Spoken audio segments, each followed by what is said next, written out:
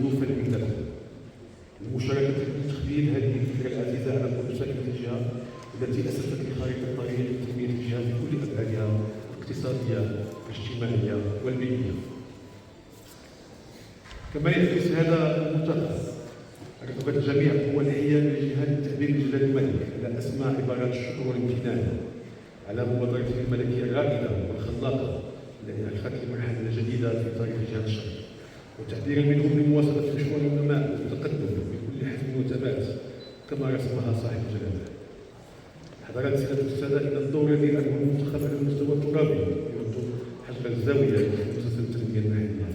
وذلك من خلال النصوص التشريعية التي منحت صلاحيات واسعة للمجالس الترابية باعتبارها الأقرب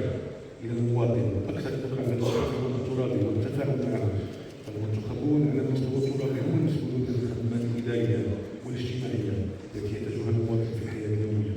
وبهذا إن تدبير السياسات العمومية الترابية بطريقة ناجعة تتوقف على الفاعل الترابي وما يتوفر عليه من كفاءة معرفية ومهارات تطبيقية،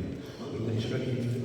تدبير الشأن العمومي يساهم في إرساء الدعائم الديمقراطية المحلية وتحقيق التنمية المتعددة الأوجه الاقتصادية والاجتماعية والثقافية لصالح المواطنين، حيث أصبحت مسألة التشاركية متمثلة بين المستوى المركزي والمستوى الترابي.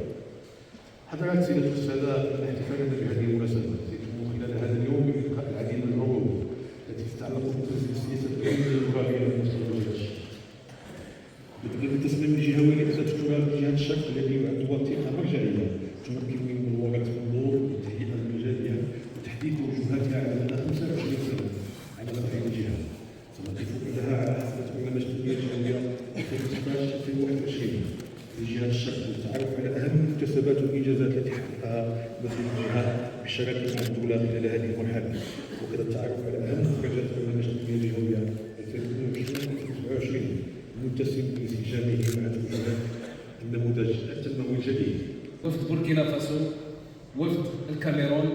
وفد جزر القمر، وفد الكونغو دولة الكونغو، وفد الكوت ديفوار، وفد مدغشقر، وفد مالي، وفد كذلك من موريتانيا الجارة، وفد من النيجر، وفد من نيجيريا، ووفد كذلك من السنغال. كذلك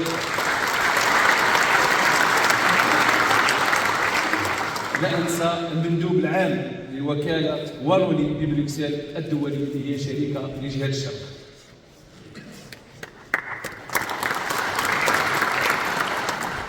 أسست لإطلاق ورشة جهوية متقدمة كخيار استراتيجي يهدف إلى ترسيخ مبادئ الحكامة الترابية. وفي هذا الإطار فسح المجال لنا كمنتخبين ومدبرين للشأن الجهوي لإعداد برنامج التنمية الجهوي والتصميم الجهوي لإعداد التراب، حيث تميزت المرحلة التأسيسية بإصدار ميثاق ذات مركز إداري، وكذا إصدار التقرير العام للنموذج التنموي الجديد لتتسع بذلك دائرة الرهانات ويرتفع سقف التحديات. هذا وبالرغم من كوننا نعيش مرحلة جديدة تؤسس لمفهوم الجهوية المتقدمة، فإننا نترمم المكتسبات التي حققها نظام اللامركزية في بلادنا كخيار استراتيجي كرس لمفاهيم وقيم الديمقراطية والتشاركية والحكامة الجديدة، وهو الأمر الذي ترتكز عليه الجماعات الترابية فيما يتعلق بدورها الهام في تدبير الشأن الترابي كفاعل رئيسي وشريك أساسي للمسلسل التنمية وتفعيل السياسات العمومية على مختلف المستويات إلى جانب الدولة والقطاع الخاص. حضرات السيدات والسادة، لا يخفي عليكم أن المرحلة التأسيسية في مسار تنسيق المرشد والجهة المتقدمة شكلت تمرينا تشاركيا عملنا من خلاله على ترتيب أولوياتنا وتمسكنا